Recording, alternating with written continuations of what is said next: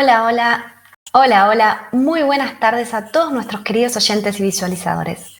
Qué gusto encontrarnos nuevamente en nuestro programa de radio Voces del Río de la Plata. Les quiero recordar que en este momento estamos saliendo en vivo en la radio Sofía del Plata, en la ciudad de La Plata, en la 95.3 y en la ciudad de San Martín de los Andes, en la 90.5. Les recordamos que también estamos saliendo en vivo por sofiaradio.com.ar y por nuestro canal de YouTube, El Espacio Cultural. A su vez nos pueden encontrar por tunein.com. Y antes de comenzar esta breve reseña que les traemos todos los días, les comento que nos pueden encontrar en Instagram como @elespacio.cultural y en Facebook como @cultural.elespacio. Quien les habla, Ana Fernández Ferro. Hoy espero que sea mi último día, que no me encuentro acompañada por mi co-conductora y amiga Cata Chelini, que le mando un beso grande, y tampoco me está acompañando el arquitecto Pablo Trovato, así que hoy estoy acá solita, pero bueno, les voy a comentar más o menos lo que nos traje el día de hoy. Digo más o menos porque, como todos sabemos, cada 15 días lo tenemos a Adri Pacheco, que no me quiso decir que nos va a traer, me dijo que es una sorpresa. Con lo que a mí me gustan las sorpresas, pero bueno, le mando un beso y para el final del programa Adri Pacheco nos va a traer un tema que no sabemos, así que lo esperamos, pero bueno, eso para el final del programa. Para el primer bloque tenemos, como el programa anterior, como invitada a Gaby Drem, que les recuerdo a todos nuestros oyentes y visualizadores que Gaby es una de las columnistas de nuestro blog, elespaciocultura.blogspot.com. Los invitamos a todos a que pasen y lean todo lo que nos trae Gaby y muchos otros profesionales que siempre nos están acompañando, por supuesto.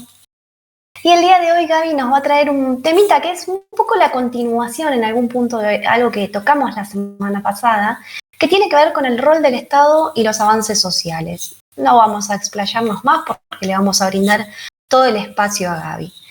Y también nos va a estar acompañando el licenciado Mauro González, que como bien prometió es un cumplidor. Mauro es mi cumplidor especial que siempre dice y cumple, me encanta. Que nos va a estar hablando de Charles Chaplin, como bien había dicho, que nos iba a traer un análisis desde la perspectiva filosófica, como siempre, de este gran artista que fue Charles Chaplin, pero va a ser a modo de introducción, que va a continuar, por supuesto, en otras columnas, así que el día de hoy va a comenzar este ciclo. Y antes de darle la bienvenida a Gaby, les vamos a recordar que presenta el siguiente momento Polarizados Pit Stop, una empresa dedicada a los polarizados de edificios y automóviles. Si quieren buscar al equipo en redes, lo pueden encontrar tanto en Facebook como en Instagram como @pitstop.polarizados. Y dicho esto, le damos la bienvenida a Gaby. Hola Ana, ¿cómo estás? Bien, ¿vos cómo andás, Gaby? ¿Todo bien? Bien, todo bien por suerte. Bueno, me alegro, me alegro. ¿Cómo la pasaste el fin de pasado, iba a decir? ¿Cómo estoy esta semana? El programa pasado. Bien, bárbaro, genial. Muy, Bueno, estuvo bueno. me alegro, me alegro. Como siempre nos han felicitado en nuestras redes, así que muchas felicitaciones para vos también, que te las mereces, la verdad. Y contanos un poquito lo que nos trajiste para hoy. Bueno, la vez pasada surgió, mientras estábamos hablando de grooming, surgió el tema acerca de cómo el Estado muchas veces, digamos, como que va por detrás de las problemáticas sociales, ¿no? Y de las demandas sociales. Y bueno, en ese sentido me hiciste recordar un tema en el que, si bien obviamente, o sea, estas legislaciones que hace el Estado van por detrás de los reclamos y de las demandas y de una lucha de un colectivo especial, ¿no? Si bien eso está presente, es un colectivo que es minoría y en este sentido el Estado va delante del resto de la sociedad, digamos, de la sociedad en su conjunto, de la sociedad en general y específicamente también delante de los medios, ¿no?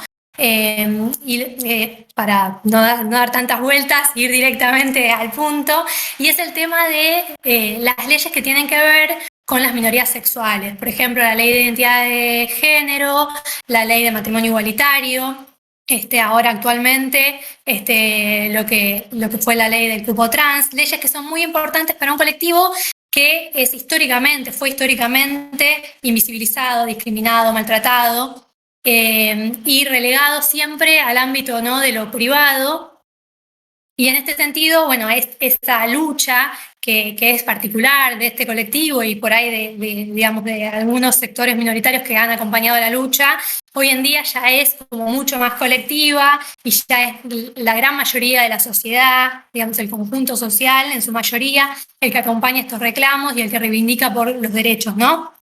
Pero en un principio no era así, y específicamente cuando en el 2010 sale la ley del matrimonio igualitario, todavía como sociedad nos faltaba un montón, nos faltaba avanzar un montón, evolucionar, empezar a tener una mirada diferente, porque como en todos los temas que más o menos vamos tratando, el punto es las cuestiones que se presentan como naturales, ¿no? Y como cuestiones que están dadas de manera natural y, digamos, en nuestra sociedad profundamente patriarcal y heteronormativa, lo que se presenta como lo normal, como la norma, es la heterosexualidad, y todo lo que va por fuera, digamos, va quedando como al margen, va siendo discriminado, y durante mucho tiempo costó que la gran mayoría de la sociedad empiece a tener, a darse cuenta de que es una construcción, ¿no? De que no hay algo natural en esto, sino que son construcciones sociales, ¿no? Que son maneras en que se construyó un tipo de sexualidad en contraposición a otras, o digamos, distintas maneras, ¿no? Y bueno, nada, el Estado en este sentido, cuando saca estas leyes, a la sociedad y a los medios todavía les faltaba, ¿no? Un poco. Y en ese sentido me hicieron acordar cuando hablaban de esto de que siempre va por atrás, un ejemplo en el que por ahí estuvo un poco por delante a la sociedad en su conjunto. Más que nada, tener en cuenta que los reclamos del colectivo vienen ya, y la intención de politizarse, ¿no? Vienen ya desde fines de los 60 y principios de los 70. No es que es una novedad, ¿no? Pero bueno, obviamente todo ese principio de movilización y ese principio de lucha política se vio totalmente cortado con la dictadura militar. Con la dictadura vuelven a ser totalmente silenciados. Tengamos en cuenta que tanto el Estado como los medios lo que hacen es constituir un espacio que es el espacio de lo público, en lo que entran determinadas cosas que se acomodan a la norma, entre comillas, ¿no? A la buena costumbre, a la moral, todo entre comillas, y por otro lado, todo lo que va quedando como relegado, como al margen, como en el ámbito de lo privado, ¿no? Que no puede, digamos, ocupar el espacio de lo público. Y en este sentido, las minorías sexuales han sufrido la discriminación no solo, digamos, social, sino también al interior de sus propias familias, ¿no? En los círculos más íntimos, y se han visto obligados a muchas veces ocultar las marcas de su sexualidad, en tanto lo que tiene que ver con lo corporal como con las conductas, ¿no? Para evitar las burlas, evitar las risas, evitar incluso actos de violencia. Tengamos en cuenta que, por eso digo, vamos evolucionando, pero a la vez falta un montón todavía, que este año se cometió un asesinato por odio en España. Digamos que nos falta mucho, ¿no?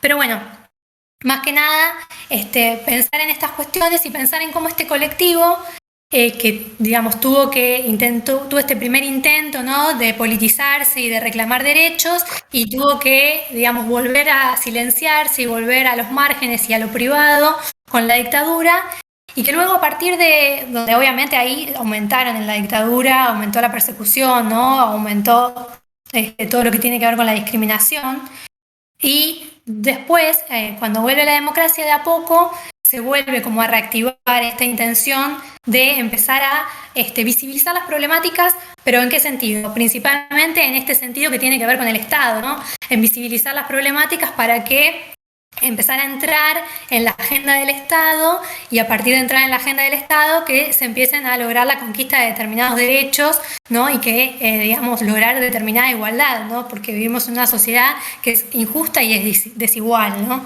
Entonces, en este sentido, ¿no? La importancia de este movimiento y de estos actores y del colectivo que luchó y sigue luchando por visibilizar la problemática, por reclamar por los derechos, ¿no? Y que finalmente logra en el 2010 y en el 2012 las sanciones de estas leyes.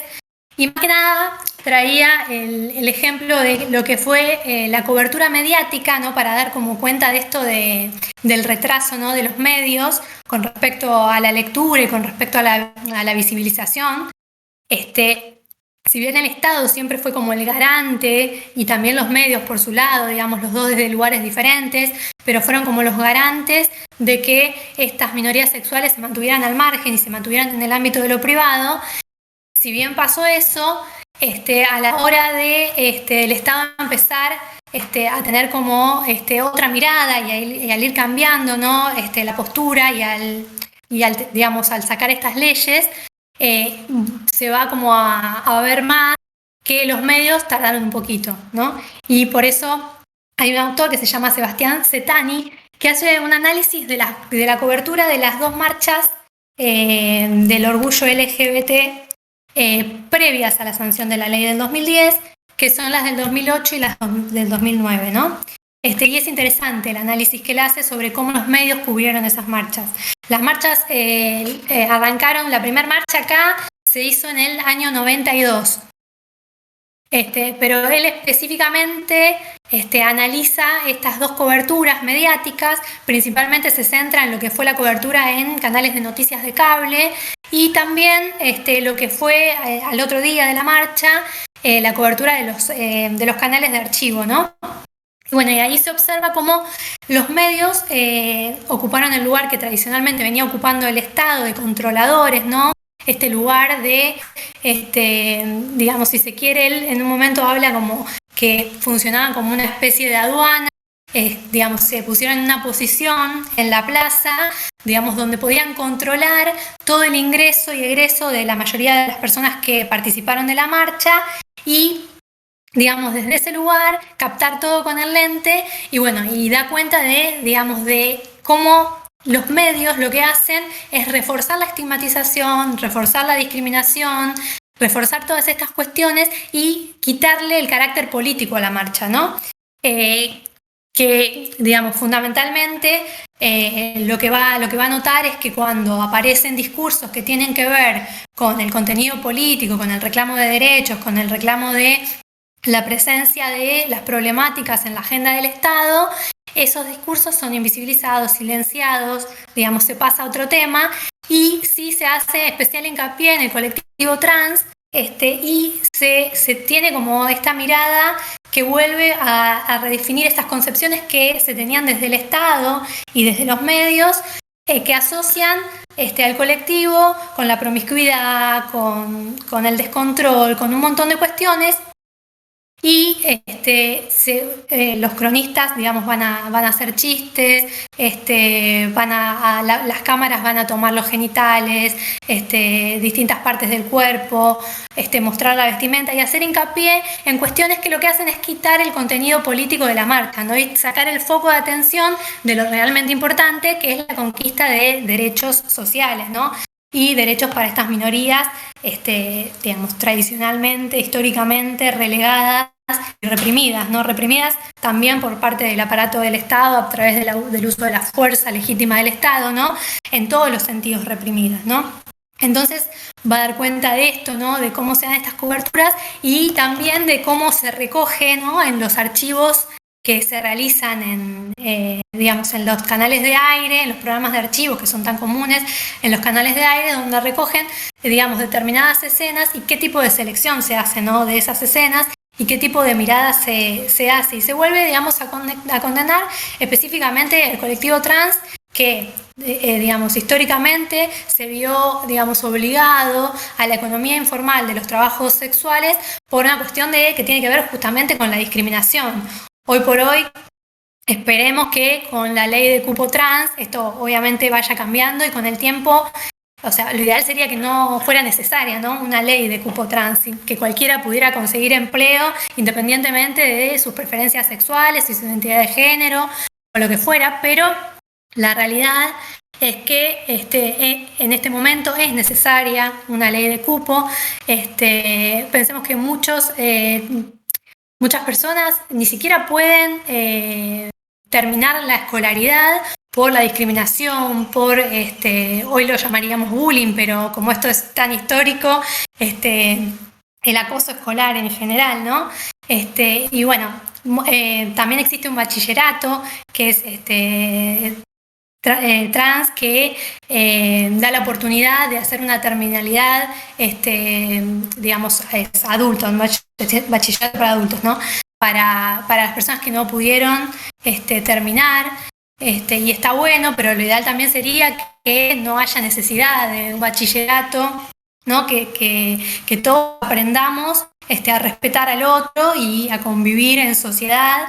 Y esto, sobre todo esto de esta mirada de que naturaliza, ¿no? Esto, la heteronorma, lo heterocéntrico, ¿no? Y empezar a corrernos un poco de ese lugar y y a evolucionar también nosotros sin esperar que el Estado nos vaya, digamos, como marcando, ¿no? La cancha, digamos, contratar a una persona, digamos, sin que el Estado nos tenga que específicamente poner una ley de cupo, ¿no?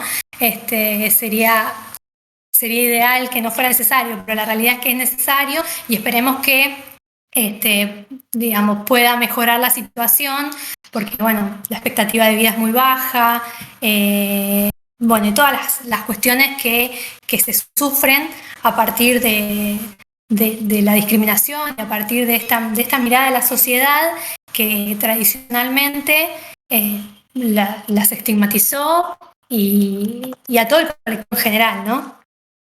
No sé, Anita, ¿qué opinión tenés al respecto de la temática? No, dijiste varias cosas, la verdad que todo lleva a distintas vertientes y creo que podríamos estar horas hablando de estos temas. Primero, como dato, digamos, lo podemos decir, como bien dijiste, las primeras marchas se inician en el año 92 y estas leyes que vos estás hablando de matrimonio igualitario y la ley de identidad de género son del 2010 y del 2012. Pasaron 20 años. Si uno lo analiza, uno piensa 20 años es un montón, pero para un proceso histórico 20 años no es tanto. Por suerte fuimos uno de los países precursores con este tipo de leyes. Y bien lo dijiste vos, Gaby, con el tema de la moral y las buenas costumbres, ¿no? Cómo de tan chiquititos a nosotros y a toda la sociedad nos van inculcando también la heterosexualidad, una única forma también de vivir, y todos los que no están dentro de esa normalidad, entre comillas, son grupos minoritarios realmente discriminados. Lo dijiste, pero pasa mucho en las escuelas, con los niños, el acoso, el bullying. Lamentablemente mucha gente muere por estos crímenes de odio. Otro tema fundamental que lo dijiste y me parece que es para destacar, el colectivo trans tiene una expectativa de vida mucho más corta. No, ahora no recuerdo bien. 35 años. 35 años.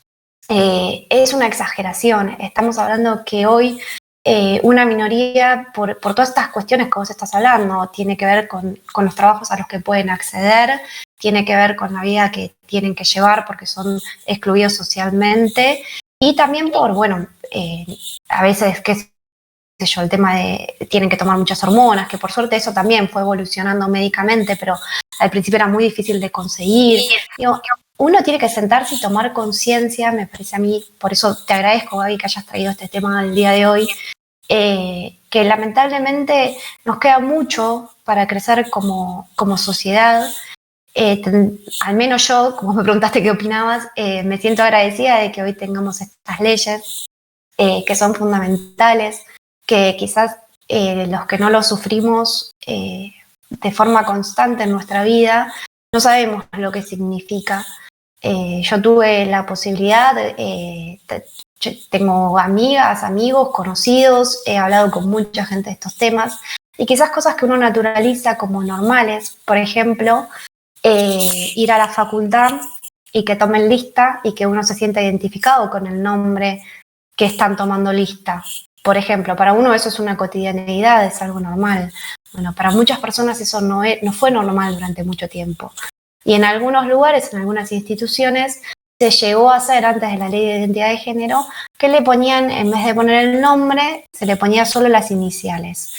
Entonces, cuando uno no se sentía identificado con el nombre de su documento, le permitían poner las iniciales de sus nombres nada más. Digo que también no estaba bien. Uno tiene un nombre, tiene una identificación, uno se reconoce a sí mismo de alguna forma. Entonces es fundamental que normativamente uno se pueda encontrar amparado de tomar las decisiones sobre su vida personal. Y siempre hablando de que no afectan a terceros, digamos. Siempre estamos hablando de la esfera individual de cada uno. Claro, totalmente.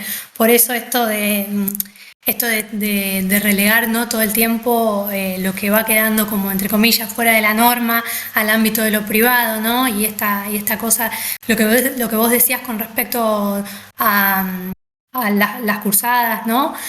También el tema de los baños, ¿no? De cuando un baño es para hombres o para mujeres, ¿no? Del binarismo de género. Y bueno, un montón de cuestiones sobre las que tenemos que reflexionar y todo el tiempo interpelarnos a nosotros mismos y cuestionarnos todo lo que todo lo que naturalizamos, todo lo que nos enseñamos, todo lo que fuimos aprendiendo, empezar a cuestionarnos todo y empezar a cambiar como sociedad, ¿no? Y esto que decía antes, el contenido político, ¿no? O sea, lo importante de la movilización, de la organización colectiva, de la lucha para conquistar derechos. Como vos decís, llevó 20 años, por ahí para muchos de nosotros que no formamos parte del colectivo o que no acompañamos durante esos años la lucha y no participamos activamente de la lucha, fue de un día para el otro, ¿no? Por ahí a muchos les pareció que de repente salió una ley y en realidad llevó 20, como vos decías, 20 años de movilización, de lucha y de participación activa para lograr poner las temáticas y las problemáticas en agenda. Y bueno, esto de los medios, de reestigmatizar y todo el tiempo, digamos, hoy en día, si bien se da como una inclusión de las minorías sexuales en los medios, también muchas veces uno ve que en algunos casos es más por un tema de rating que por un tema de realmente una conciencia social. Y bueno, nada, me acuerdo antes de la pandemia, en una de las últimas marchas, que había una campaña, ¿no?, donde se promocionaba, entre comillas, si se quiere, el evento como fiesta del orgullo, y ahí también empezar a prestar atención en de qué manera, qué significantes utilizamos, ¿no?, de qué manera nos expresamos, porque la palabra fiesta, reemplazando a la palabra marcha, le quita totalmente el contenido político a la movilización y a la manifestación, ¿no? Entonces, reparar en estas cuestiones, no solamente, digamos, en lo que tiene que ver con las campañas o con las publicidades oficiales de los gobiernos, sino también en los medios de comunicación, en todo lo que vamos consumiendo, ¿no? Tener como una mirada más crítica con respecto a estas cuestiones. Sí, coincido plenamente. Bueno, yo tuve la suerte de participar en tus talleres que diste en la Asociación del Espacio Cultural y siempre hiciste mucho hincapié en esto, ¿no? En lo que estás mencionando ahora mismo, ¿no? Reconsiderar también todo lo que leemos, analizar en qué sentido. La forma en la que nos expresamos es ideológica, siempre, todos. La objetividad hoy por hoy creo que nunca podemos hablar de que existió. Se puede ver un poco más o un poco menos, pero siempre la forma en la que uno se expresa, estás hablando de tu forma de pensar, de tu ideología, de muchísimas cosas.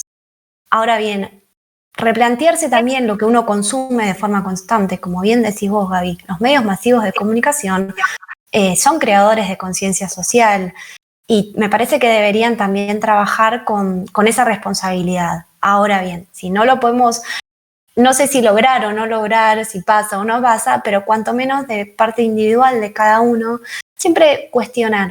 Insisto, yo soy repetitiva y siempre digo lo mismo, pero a mí lo que me parece importante es que podemos estar en desacuerdo de un montón de cosas, no implica opinar lo mismo, todo lo contrario, sino replantearse por qué uno toma ciertas posturas sobre estas cuestiones. Y este tema que vos nos traes hoy me parece fundamental, sobre todo por todas las implicancias sociales que tiene, que tuvo y que lamentablemente va a seguir teniendo. El otro día hice un curso de género y me parece súper interesante cómo se aborda hoy en día el tema, que dicen que hay tanta cantidad de géneros como de personas en este mundo. cada uno asume su propia identidad de género que es propia y es única e inigualable a las otras. Me parece que por suerte en las generaciones que están viniendo se los empieza también a tomar este tipo de conciencia, de que ya no es más binario el tema del género femenino y masculino. Me parece que eso también es interesante, al menos para analizarlo desde esa perspectiva. Sí, yo creo que está bueno esto de cómo los chicos ya vienen como con otra cabeza, ¿no? Como que entienden mucho más las cosas, independientemente de que pueda, digamos, cada chico, digamos, dependiendo de dónde se desarrolla, en qué lugar, digamos, cómo es tu familia, cómo está constituida, independiente de esas cuestiones, hablo en general, ¿no? Digamos que tienen otra mirada. No digo que no siga existiendo el acoso, no digo que no siga existiendo el bullying, pero tienen como otra lectura y otra mirada y otra comprensión, ¿no? Y eso está bueno, pero hay que seguir trabajando en eso. Y creo que parte importante, que también lo mencionábamos cuando estuvimos hablando la semana pasada de grooming, tiene que ver con la educación sexual integral. Creo que es fundamental y que, digamos, sí, es desde los 3 años en adelante, ¿no? Pero es fundamental para que cambiemos como sociedad y para generar una sociedad más justa, más igualitaria. Me parece que ahí un poco está la clave y después a los adultos como padres, como familia, también formarnos, informarnos para poder acompañar a nuestros hijos, a los chicos, y para no generar lo mismo que nos generaron a nosotros, ¿no? Normalizar y naturalizar determinadas formas de vida o determinada sexualidad, y que el resto quede como lo raro, lo anormal, ¿no? Lo discriminado, lo censurado. Bueno, empezar como a educarnos nosotros mismos y aprender todo el tiempo, ¿no? A informarnos para poder crecer y poder aprender cosas nuevas todo el tiempo y transmitirlas a nuestros hijos. Sí, totalmente, totalmente. Y como bien decís vos, bueno, que nos trajiste estos ejemplos el día de hoy, nos falta mucho avanzar como sociedad, pero de cualquier forma hoy nos encontramos normativamente amparados, que me parece fundamental. Y uno piensa un montón de leyes, de normas, qué sé yo, como fue en su momento el divorcio, que también fue un descontrol de lo que iba. Y al final la sociedad sigue avanzando, seguimos avanzando con ciertas normativas y se normalizan también de alguna forma. Así que, bueno, Gaby, muchísimas gracias por lo que nos trajiste el día de hoy, te súper agradezco y ya te vamos a tener próximamente de nuevo. No, Ya te tenemos acá. Bueno, Anita, gracias, un beso, chao, chao. Un beso enorme. Muchísimas, muchísimas gracias, Gaby. Bueno. Y antes de darle la bienvenida al licenciado Mauro González, presenta el siguiente momento LEDs and Light More, una empresa dedicada a la tecnología LED y a las energías renovables. Si quieren encontrar al equipo en redes, los pueden buscar tanto en Facebook como en Instagram como @LEDs and Light More. Dicho esto, le damos la bienvenida al licenciado Mauro González, que anda por ahí. Hola. ¿Qué haces? ¿Todo bien? Bárbaro, excelente. Bueno, me alegro, me alegro. Qué columnita me pasaste antes? ¿Cómo remar contra esto? Faltaba Pablo ahí para pelear un poquito. ¿Cómo remar contra semejante columna y semejante tema tan bien descrito por Gaby, ¿no? Una Y, genia, una genia. sí, yo la verdad que saqué un par de pensamientos de ustedes dos que los fui escribiendo y me gustaría ir leyéndolos rápidamente. Que nosotros vimos un reportaje de Mujica de los columnas anteriores, donde hablaba de la evolución. Nosotros estamos en una evolución de cambio social que está muy lento y se va dando entre nosotros. Mujica dijo que lo llevó al lado tecnológico, que la tecnología evolucionaba más rápido que nosotros. Nosotros tendríamos que empezar a evolucionar mentalmente más rápido. Nosotros, sin pedir un respaldo inmediato de terceros, de instituciones gubernamentales, estatales, religiosas o municipales, la responsabilidad es nuestra. Este cambio depende de nosotros, de gente activamente que está en la sociedad de cierta edad, como un ejemplo hacia nuestros hijos, nietos o bisnietos. El mismo ejemplo en la cual hablaba Aristóteles y Critón antes de la muerte, en el diálogo que tuvieron en el calabozo que escribió Platón, que también lo tratamos. En Argentina estamos viviendo un cambio paradigmático social completo. Estoy completamente de acuerdo con lo que dijo Gaby, con lo que decís vos. Desde lo económico hasta lo cultural, y lo estamos transitando, pasando por lo tecnológico también, con leyes, con situaciones que todavía no se terminan de acomodar. Pero creo que nos merecemos un debate más serio entre nosotros, con todas las miradas, con todas las opiniones a disposición, sin fanatismo, para que desde la diserción lleguemos a una Argentina que sea más avanzada. Para arrancar con algo ínfimo que habló Gaby, que pasa en mi trabajo, ponernos a pensar en una especie de tercer baño para gente de cierta diversidad sexual, una incorporación a toda esa filosofía como proclamaba Epicuro, y cupos de diversidad sexual en la parte política. Cuando vos dijiste algo de la expresión subjetiva, yo tomé nota, y yo tengo expresiones subjetivas, pero no porque no estoy de acuerdo, sino porque depende también de usos y costumbres o ignorancia en el léxico, que es lo que me pasa a mí. Y yo no estoy en contra de nada, pero a veces la ignorancia en el léxico puede llevar a ofender a alguien. Eh, Igualmente a mí me da esperanza que las nuevas generaciones, como dijo Gaby, vienen con otro chip y son mucho más civilizados y comprensivos que nosotros, y van a empezar a cambiar a la Argentina. Por lo menos espero que de ese lado. Yo coincido, tengo esa esperanza yo también. Me encanta cómo lo traes, cómo lo relacionas todo, me encanta. Y coincido con vos, me encantaría un debate con todas las voces también. Digo, en el opinar distinto también todos podemos crecer y todos podemos encontrar distintas cosas en uno mismo. Pero con todo esto también lo que me parece importante es que todos nos replanteemos, como decís vos, en el lenguaje todos lamentablemente tenemos expresiones que quizás no son las adecuadas. Pero es cuestión de reconocerlas también. Yo creo que lo importante hoy también es que uno las reconoce y quizás cuestan cambiarlas muchas veces. Y por supuesto, venimos de muchos años, pero es importantísimo que uno las reconozca, las asuma, note que quizás no son las mejores. Hay situaciones que me resultan chocantes y que, como dijo Gaby, entre marcha y fiesta hay situaciones que me resultan chocantes, y yo no digo que estén mal.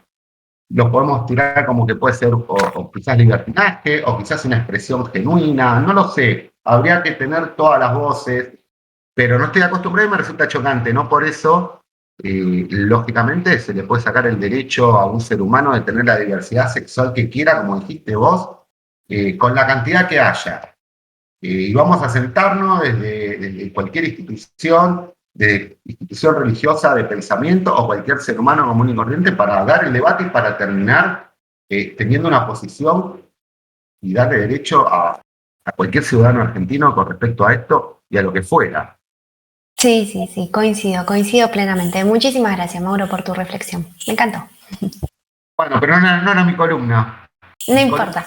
Ahora nos hablas de Charles Chaplin. Por lo menos dimos un pasito ínfimo en todos estos pasos que se tienen que dar para que avancemos como sociedad. Tal cual. Bueno, la columna de hoy se llama La Cámara de los Hermanos Lumiere. Dicho esto, en realidad es un pequeño párrafo que me interesaba que sea la introducción a la columna principal, que es sobre Chaplin. El cine ha prestado atención en múltiples ocasiones al problema del trabajo y a los temas diversos que se le asocian, convirtiéndolo en objeto de representación cinematográfica. La primera escena en la historia captada por una cámara, la cámara germinal de los hermanos Lumière, en el ocaso de Francia del siglo XIX. Fue la imagen de la presurosa salida de las trabajadoras de una fábrica de artículos fotográficos. La fábrica de la cual el padre de los Lumière era propietario.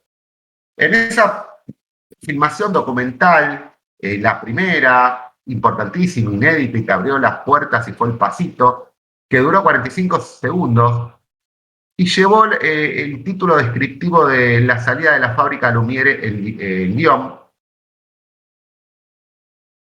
hace de la vida fabril su evanescente objeto e inaugura el anchuroso campo de la producción cinematográfica. Así el cinematógrafo, nacido en los tiempos industriales y hecho posible por las técnicas modernas, se vio atraída en su gesto fílmico originario por un acontecimiento de su propia época, lo que se presenta ante el objetivo de la cámara de los Lumière es una escena típica de la salida de una fábrica o de una industria, una especie de escena costumbrista de la modernidad. El gesto inaugural del cine es, así, un gesto documental que hace el registro fílmico un aspecto decisivo, vamos a poner la industria. Y de eso Charles Chaplin llamará 40 años después los tiempos modernos, como para poner un ejemplo. Título de esa película cuyo recuerdo, emoción, percepción, permanencia, en mayor o menor grado, está entre nosotros. Pero lamento comunicarles que tenemos o tiene este personaje muchísimos más títulos que pueden abarcar situaciones filosóficas, sociológicas y nos llevan a introducirnos en la época y en el contexto que se filmaban esta clase de películas mudas. Eso fue lo que me pasó a mí. Yo le pido 10 minutos a cualquiera que en vez de googlear y estar paviando quizás con alguna red social y qué sé yo, que se meta a YouTube y que ponga cualquier cosa de Charles Chaplin y que solo se dé 10 minutos de abstracción para ver desde lo filosófico, desde lo sociológico, desde donde quiera cualquier extracto de cualquier corto de Chaplin para ver hasta dónde lo puede llevar o elevar. Pero si los hermanos Lumière filmaron la precipitada salida de las obreras de la usina, su vertiginoso y agolpado abandono de la fábrica tras el final de la jornada, Chaplin en su película Tiempos Modernos nos hará penetrar ficcionalmente, entre comillas, en eso que queda fuera del campo de la escena originaria de los Lumière, que son las laboriosas entrañas de las fábricas, aquello de lo cual las obreras captadas en la cámara de los hermanos galos parecen huir, aquello de lo cual parecen fugarse en una rauda dispersión. Estamos hablando de los años 1890 y pico, donde la situación laboral, sobre todo en una fábrica, no era la mejor. No había prácticamente derechos ni comodidades, era algo que era bastante complejo. Sir Charles Spencer Chaplin nació en Londres en 1889 y murió en Suiza el 25 de diciembre de 1977. Fue actor, compositor, productor, guionista, director, escritor y editor. No nos vamos a meter mucho en la vida privada de Charles Chaplin, no me interesa mostrar otro lado. Era un hombre pequeño con pies enormes y un mostacho breve, o al menos así era la manera en la que aparecía en la pantalla. 100 años atrás, tras haber hecho más de 60 películas, Charlie Chaplin dirigió su primer largometraje, conocido como El Pibe o Charlotte.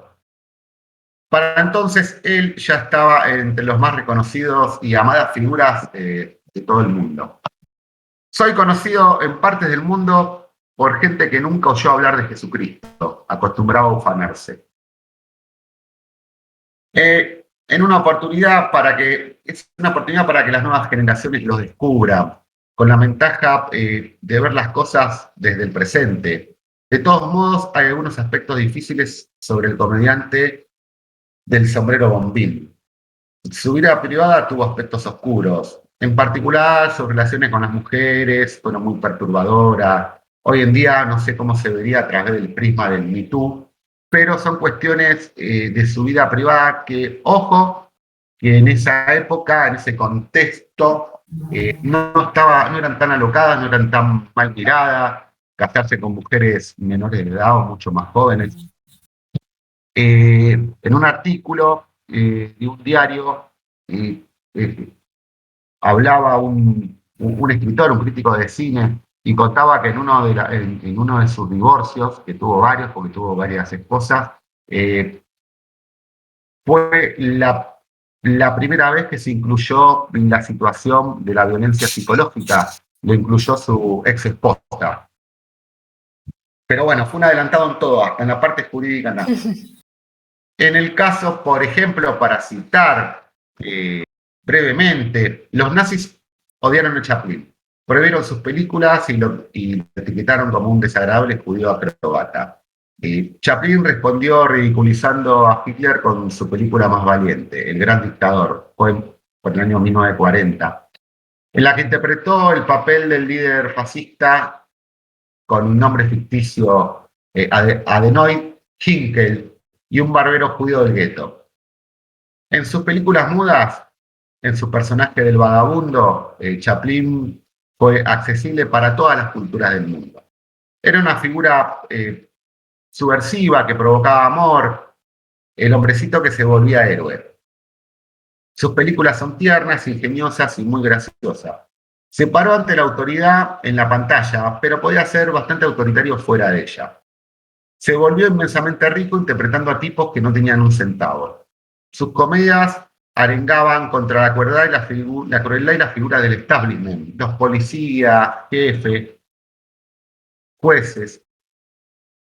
La mezcla que consiguió el comediante de carcajada y una profunda realidad sentimental ciertamente no atrajo a la gente de espectadores de la generación de los años 80 y 90. Los miembros de una generación más jóvenes e idealista, preocupados por las injusticias ambientales, por la política, por los temas que tocó Gaby también, pueden estar más abiertos al trabajo de Chaplin que sus padres, digamos, que son de otra generación. Yo estuve viendo así de casualidad, por ejemplo, un corto que me llevó filosóficamente, un corto que se llama La Cura, que me llevó filosóficamente al Epíduro, que era el lugar donde antiguamente los griegos, los romanos se querían sanar, eran lugares donde eran bien tratados y de relajación, donde podía ir la gente con posibilidades económicas. Él hizo una película con respecto a eso y él va a un lugar porque tiene una adicción muy común en esa época y empieza a ver toda una situación. Yo la verdad nunca le había prestado atención, la verdad nunca lo había visto, lo conozco pero nada más. Y es un mimo que hace una serie de piruetas y malabares y cosas que en esa época no había el avance tecnológico de edición para cortar y pegar. Me hizo acordar mucho a Olmedo porque el tipo, por lo poco que vi, tiene 4 o 5 personajes de su staff que aparecen siempre como disfrazados. Me hizo acordar muchísimo a Los Tres Chiflados. Y la verdad, sinceramente, me trasladó, me transportó. Conocí algo nuevo, me mandó un mundo nuevo. Chaplin, que está en los años 1910. La verdad, sinceramente, puedo decir que acabo de aprender otra situación y la verdad que estoy tratando de seguirlo con sus cortos. Y no sé lo que fue en su vida personal, la verdad que no me interesa por ahora, pero sí me estoy dando cuenta de lo que le dio a la sociedad en ese momento. La magnificencia, la situación circense que tenía, los movimientos. La verdad, sinceramente, no puedo creer lo que estoy viendo de un tipo de los años 1900. Que por otro lado, y para culminar, toda la clase de trabajo que hacía como director y guionista se ve en sus películas, son cosas que le pasaron cuando era chico, él era inglés, y la verdad que por una cuestión familiar se quedó sin madre, una situación muy compleja, era pobre, vivió en la calle, entonces ahí salió la observación de la cotidianidad de lo que le pasaba a la gran mayoría de la gente en esa época. Por eso es que la gente se sentía reflejada. Y él lo ponía como una especie de humor, de sorna, de magnificencia en todo lo que hacía. Por eso era la clase de guiones y de trabajo que hacía. No era casualidad lo que hacía. Estaba desde el punto de vista del arte, de las cámaras, de los Lumière recién incorporadas al mundo y demás. Estaba tratando de mostrar y darle a la gente otra clase de visión de qué era lo que pasaba. Una especie de filosofía del siglo XX. Muchísimas gracias. Abordamos rapidito porque así Adri se queda con un poquito más de tiempo. Pero principalmente, no pasa nada, no pasa nada. Yo te aviso nomás. No, me encantó a mí, justo antes de iniciar el programa, que me hiciste una recomendación, que tenés razón. Yo lo vi varias de las películas que él hacía. Mi mamá es muy fanática de Charles Chaplin, así que de chiquita siempre consumí. Pero es cierto que uno cuando es adulto ve las cosas desde otra perspectiva también, ¿no? A mí lo que siempre me gustó es cómo él abordaba desde el humor ciertas situaciones dramáticas, como es el dictador. El dictador es un drama, pero él lo aborda desde esta perspectiva humorística sensacional. Siempre hablando también de películas mudas, ¿no? Quizás para lo complejo que es hoy en día para uno mismo, acostumbrado a otra cosa.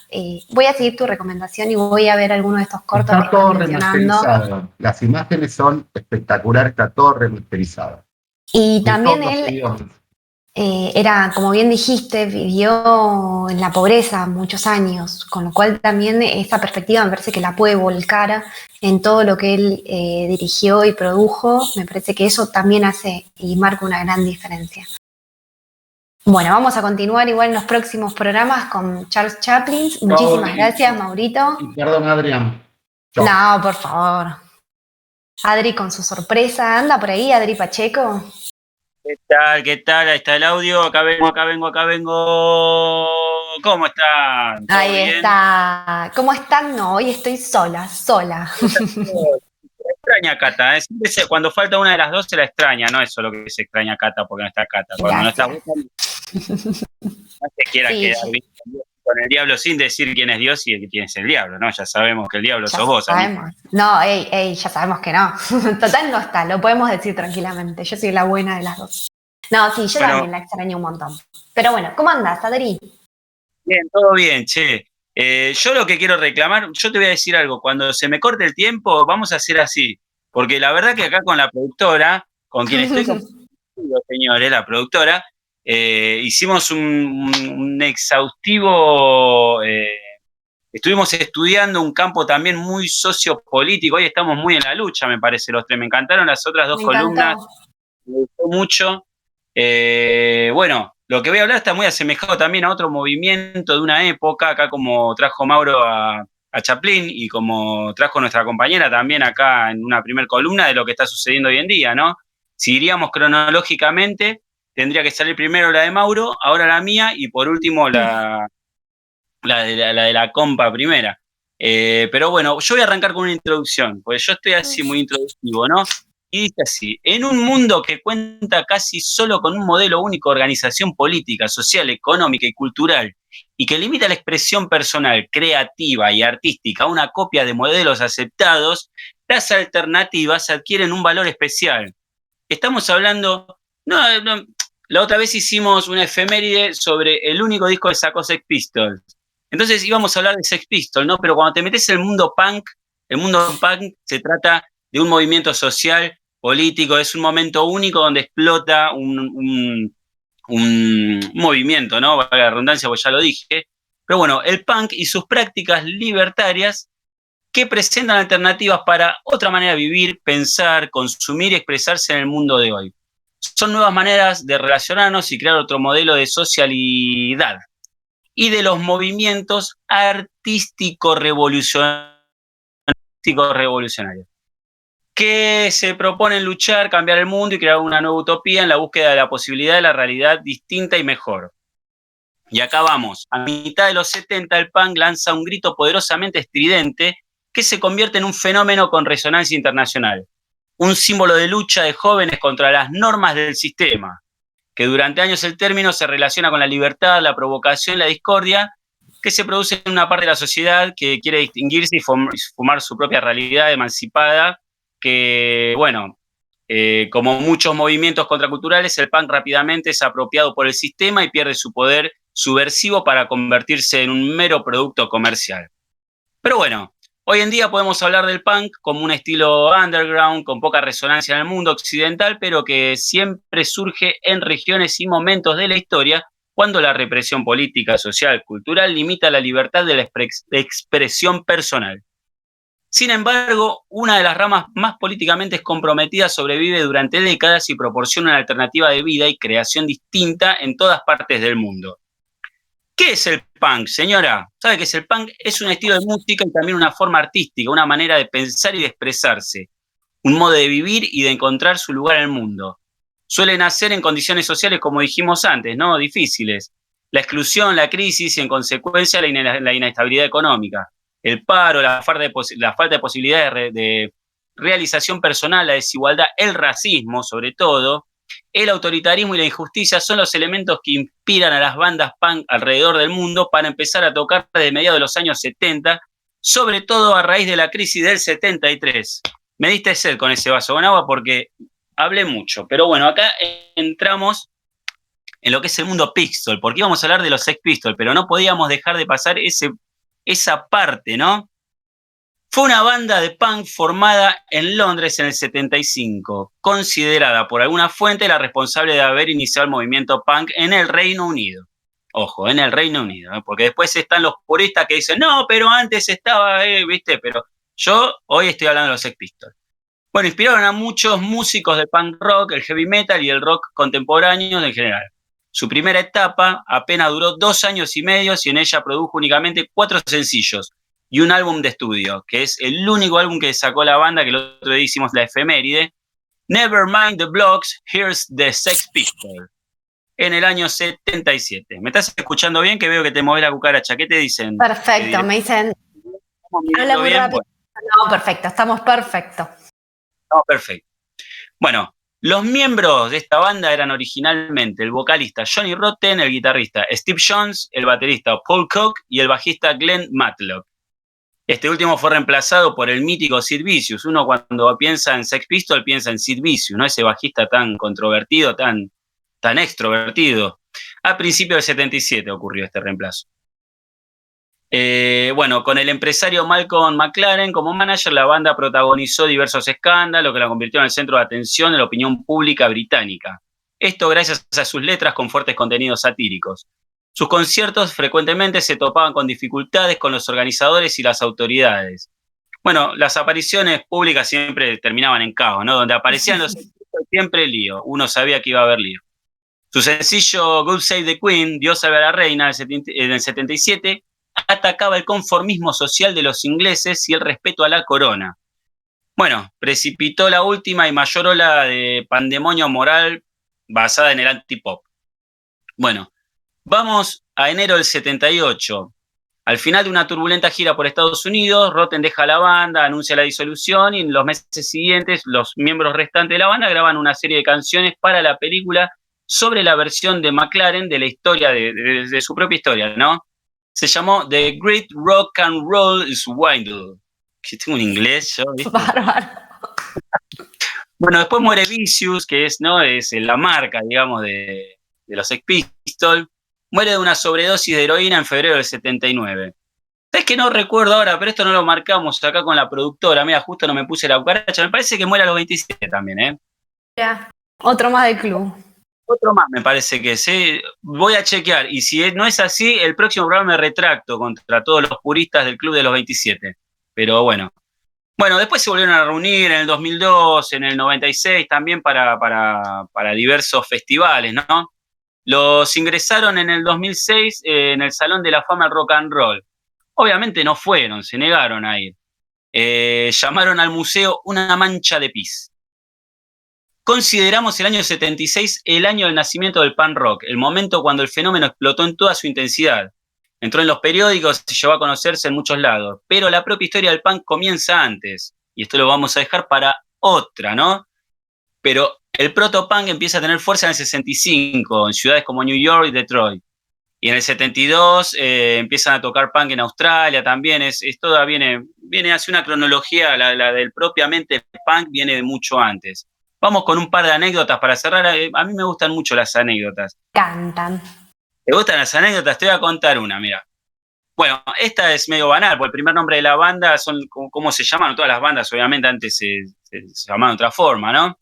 Se llamaron The Strands, luego Le Bomb, Subterraneans, The Damned, Beyond, Teenage Novel Kid, bueno, un montón de bandas en inglés que no me sale muy bien el nombre, se terminan quedando con los Sex Pistols. Bueno, empiezan a componer material original, Rotten era el letrista y Matlock el principal compositor, pero igual ellos, el mundo punk es de todos, ¿viste? Entonces todo está registrado a nombre de los 4. Bueno, tocaron en muchas universidades, en clubes y empezaron a tocar en lugares importantes, que fue el Club 100 de Oxford Street el 30 de marzo. Pero me quiero ir con esta anécdota, que es la que más me perturba. El 1 de diciembre de 1976, y esto lo acabo de titular, el día que Sex Pistols hizo masivo el punk. El hecho se produce durante el programa Today, conducido por el presentador Bill Grundy, de Thames Television. Cuando la banda fue convocada a último momento para un reportaje en directo ante la cancelación sorpresiva de nada más y nada menos que Freddie Mercury y compañía, Queen, entonces invitan al grupo para esa edición. Me parece que porque los dos compartían EMI, ¿viste? De discográfica. Entonces faltó Queen, la discográfica EMI lleva a estos rotos. Bueno, el escándalo comienza cuando un belicoso, Bill Grundy, que es el conductor del programa, molesto por la ausencia a última hora de Queen y por el reemplazo elegido, hizo una presentación poco amigable de la banda, con comparaciones odiosas con los Rolling Stones. Son punks, rockers, la nueva sensación, me cuentan. Aquí están. No son los simpáticos y limpios Rolling Stones, pero aquí están, tan borrachos como yo, dijo el tipo. Quien era conocido además por su afición a la bebida, también y tenía mal carácter también este Grundy, ¿viste? Y se topó justo con los Pistols, que se presentaron en el estudio junto a algunos amigos del grupo. Se hacían llamar el contingente de Bromley, que es un grupo de jóvenes ingleses que son seguidores de los Pistols, que deben su nombre a los suburbios de Londres. Bueno, estamos hablando de toda la contracultura, esta política social que vive en este momento en Inglaterra, ¿no?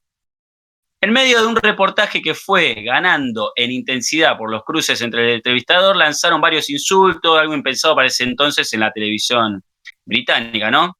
Pero además el grupo tocó algunas canciones en vivos en la actuación y culminó con sus integrantes destrozando el escenario y los amplificadores.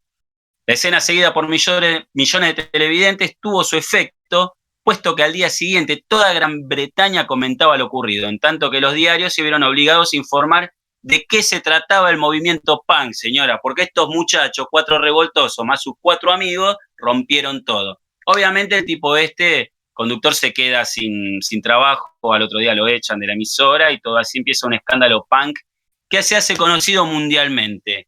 Así que bueno, quería hablar de estos muchachos de los Sex Pistols, pero nos llevó a la productora y a mí a terminar filosofando sobre la política en los años 70. Muchísimas gracias, Adri. Lamentablemente nos quedamos sin tiempo, ya estamos excedidos, pero me gustaría, ¿sabes lo que me gustó también del día de hoy? Que pudimos ver todas las expresiones de estos movimientos sociales de distintas perspectivas. Inició Gaby hablando de las marchas, de movilizaciones, quizás de salir a la calle para expresarse, para reclamar por los derechos. Después lo tuvimos a Mauro, que es a través del cine, que se pueden expresar todos estos movimientos, todos estos tipos de pensamientos, movimientos. Y finalmente con vos, Adri, lo que es el movimiento musical, para reclamar también, ¿no? Como bien dijiste, son movimientos que se inician para reclamar siempre derechos, ¿no? Así que muchísimas gracias, Adri. Te súper agradezco lo que nos trajiste para el día de hoy. Te mando un beso enorme, gigante. Nos vemos la próxima. Y bueno, a todos nuestros queridos oyentes y visualizadores. Hasta luego, Adri. Nos vemos la próxima. Bueno, les quiero recordar que en este momento estamos saliendo en vivo en la Radio Sofía del Plata, en la ciudad de La Plata en la 95.3 y en la ciudad de San Martín de los Andes en la 90.5. Les recordamos que también estamos saliendo en vivo por sofiaradio.com.ar y por nuestro canal de YouTube El Espacio Cultural.